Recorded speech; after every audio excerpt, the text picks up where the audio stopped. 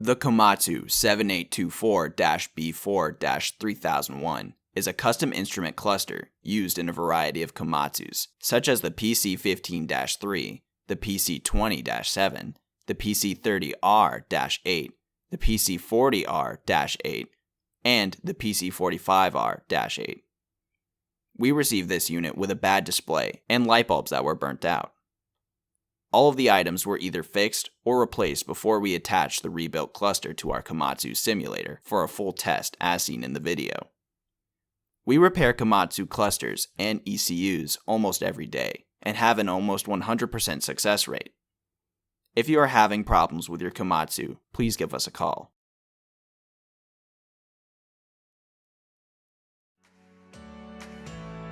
Thanks for checking out the video. Subscribe to ERD TV for more videos of our repairs.